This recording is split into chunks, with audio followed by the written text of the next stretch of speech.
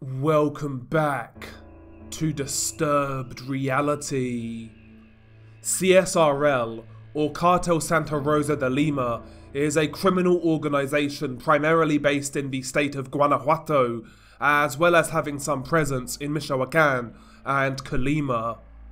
They are a smaller localized cartel, and what differentiates them from rival gangs is their means of acquiring income. Primarily, the CSRL's main source of income has been the theft of fuel, as well as extortion. While they do partake in drug distribution, it isn't one of their main money generators. As a result, the CSRL over the years have been targeted by law enforcement, and were even mentioned indirectly by Mexican President Andrés Manuel López Obrador when he said he didn't want to go to war with drug cartels. However, that fuel theft would not be tolerated. The demise of CSRL goes to show that certain criminal activities are tolerated, but when said criminal groups start to mess with government money, then things start to get messy. They certainly did for the CSRL. The name of the cartel refers to the town of Santa Rosa de Lima, located in the state of Guanajuato. This is where the cartel was born. It was founded in and around 2014 by David Rogel Figueroa, aka El Güero. For the first few years, the cartel went somewhat under the radar. They were just a small localized run-of-the-mill criminal organization that, although were violent, didn't carry much influence. Immediately, they made fuel theft their main criminal racket. Not much is known about cartel founder El Güero, but it said he was a former police commander in the state of Chiapas, and was said to have links with Los Zetas before the Zetas fractured and turned into different criminal organizations. For whatever reason, David Rogel Figueroa handed over leadership of the cartel in 2017 to a man simply known as the Sledgehammer, El Mero, Jose Antonio Yepes Ortiz. The cartel, in 2017, would finally hit mainstream headlines, as under the new leadership, they would increase their fuel theft operations, and would then threaten local gas stations to buy fuel from them, or suffer the consequences. El Mero led the gang of bandits with a cult of personality and an iron fist. Many described him as impulsive and overly emotional, rather than cool, calm and collected. His erratic, violent nature, and the manner in which he acquired his wealth, quickly made him one of the most wanted cartel leaders in Mexico between 2017 and 2020.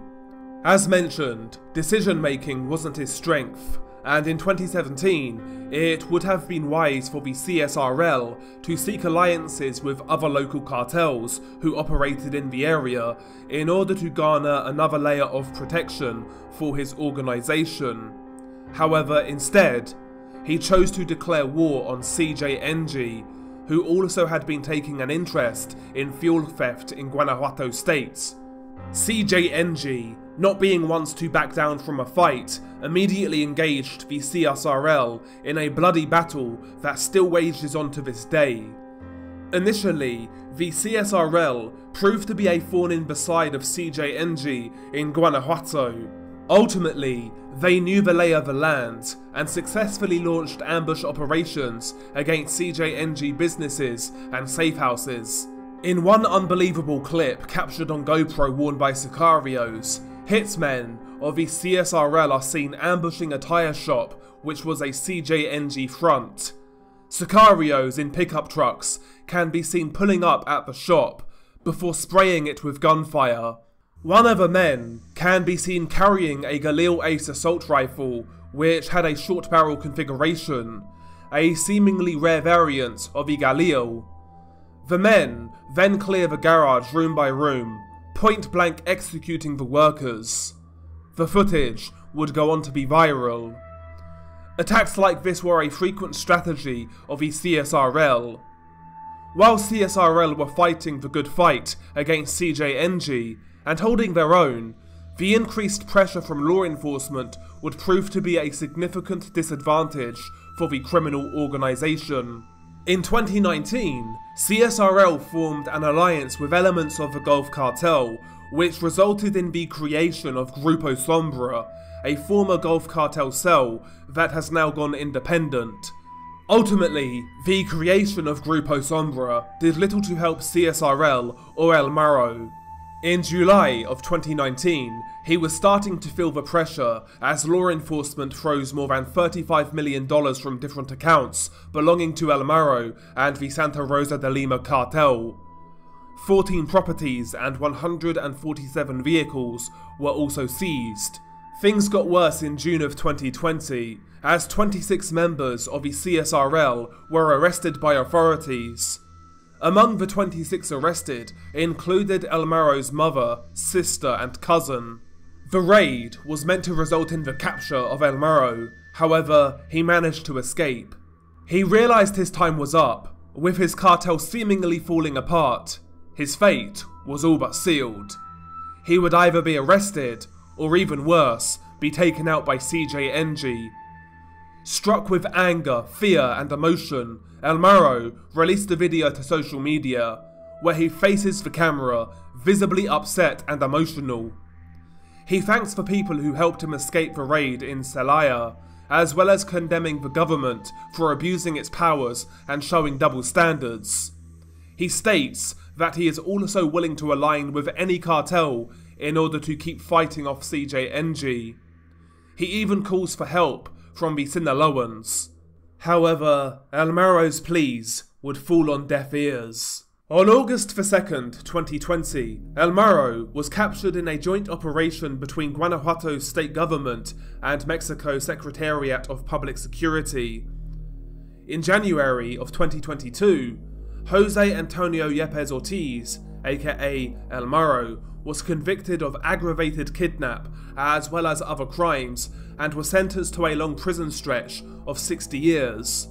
Though, due to the nature of his crimes, he will remain in the Mexican prison system and stands little to no chance of being extradited to the USA, as his crimes were localized. Following the arrest and sentencing of El Marro, many expected the CSRL to fracture and disband. However, the opposite has happened. They still remain a united cartel, and although they do not enjoy the same level of influence as they once had, they still operate in the state of Guanajuato and still conduct their regular criminal rackets. It's unclear as to who runs the Santa Rosa de Lima cartel in 2024, though many suspect the organisation to be run by family members of El Marro, possibly his father and brother. In fact, even since his arrest, CSRL propaganda videos very frequently feature sicarios still pledging allegiance to El Marro, their former leader, leading some to speculate he still runs the organisation from prison. They have continued their war with C.J.N.G in Guanajuato, and still maintain presence in the area. During the early hours of the 14th of February 2024, the dismembered body parts of two young men were dumped in the streets of Celaya. Accompanying the severed body parts was a narco banner left by the CSRL, seemingly threatening local feds. Then, on the evening of the 14th of February, a series of graphic videos were released to social media by the CSRL, showcasing elements of the horrific torture and murder of two suspected C.J.N.G members, whose body parts were later found dumped in the streets. But nevertheless, what happens in the actual video? As mentioned, the video is essentially a series of clips depicting both the interrogation and the torture of two young victims. All of the videos were shot in the same location. It looks to be a barn, or even a horse stable. The interrogation segment does reveal some interesting information, detailing how the young men may have ended up working for C.J.N.G. You only see the interrogation of one of the captives, and it is 1 minute and 18 seconds in length. A young man, who I estimate to be in his late teens or early 20s, can be seen sitting on the ground, with his hands tied behind his back, and with his feet also tied up. The young man is rocking back and forth, fidgeting as he addresses the camera. He insinuates that he is a lookout or a halcon for C.J.N.G. He also revealed an interesting detail in regards to possibly how he ended up working for them. He states that if the local police catch you buying or selling glass, which I believe is meth, then they will arrest you and hand you over to Mencho's boys to work for them. Whilst he didn't state if this is how he ended up working for C.J.N.G, he seems to insinuate it. After the interrogation, you were then greeted with several grisly clips highlighting the torture and murder of 2 young men. The first 2 clips, which are short, details the torture. The gory segments of the video have been dubbed with a CSRL Narco Corrido song. In the first clip, you see the victim who was interrogated. He is sitting against a wall, still, with his hands and feet tied, though now he has a gag in his mouth. The sicarios have removed the man's shoes, but kept his socks on. They doused his socks in gasoline, and then proceed to set the man's feet on fire. The cameraman goes back and forth, focusing on the man's burning feet for a few seconds, before then focusing on the victim's face. You see him biting down on his gag, as his face is displaying a pain-filled grimace. The video jump cuts to the second victim, and he gets the same treatment. He's laying on the ground with his feet on fire. You see him rolling around, but he can't extinguish the flames as he's been tied up. You see that the socks have burnt to the point to where the fabrics seem to be melting into the victim's skin. One of his hands is also bleeding profusely. He may have had a finger cut off. The video jump cuts once again, and you are then met with a short clip showing the victims, who both appear to be dead. One lays on the ground, laying in a pool of blood. I think his throat may have been slashed. The second victim, the man from the interrogation, is hanging from a beam. His feet have been cut off, and you see blood draining out of his body, similar to an animal in a slaughterhouse. It's hard to tell, but the second victim may even be alive. It appears that his chest is still moving, as if he is breathing, but it's hard to tell. Once again, another jump cut. This time, you see a sicario in the process of dismembering the victim who was in the interrogation video. His legs have already been cut off at the knees, and lay next to each other next to his body. The sicario is using a razor-sharp machete, and then he hacks off a man's arms, which are still tied together at the hands. He hacks in between the elbows, and after about 5 or 6 strikes, both of the man's arms are severed. The sicario then takes the arms, still tied together, and throws them in a pile with the other body parts. You are then greeted with a still image of a man's body completely dismembered. The body parts have been arranged in a neat pile, in order of body part. A message also displays on screen, essentially stating that this is the fate of anyone who cooperates with the local police. At the end of the video, you then see a POV style footage of a man carrying a bag in the streets. He stops and dumps out the contents of the bag, its body parts. He then lays a note next to the severed limbs and leaves the scene, which is where the video ends. This video without doubt is gruesome, and also highlights one of the many methods in which drug cartels potentially use to forcibly recruit new members. Which is ultimately why when covering these videos, I always try to keep that in mind. Usually, victims in cartel execution clips are people who are very low down in the criminal organisation. They are expendable and could very well have been forcibly recruited.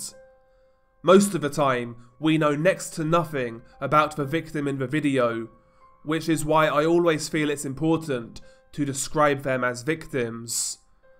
Of course, some who suffer this fate are without doubt evil people, but hearkening on that ultimately just perpetrates the cycle of violence by dehumanizing the gruesome acts that we cover on this channel.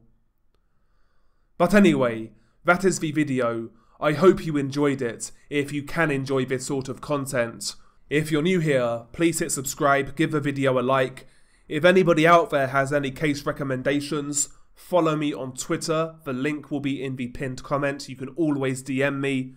My Patreon is also in the pinned comments, as is my Twitch, which we are close to obtaining 2,500 followers, which is pretty cool. So if you could help me out, that would be much appreciated. But anyway, as always, stay safe, and I'll catch you on the next one.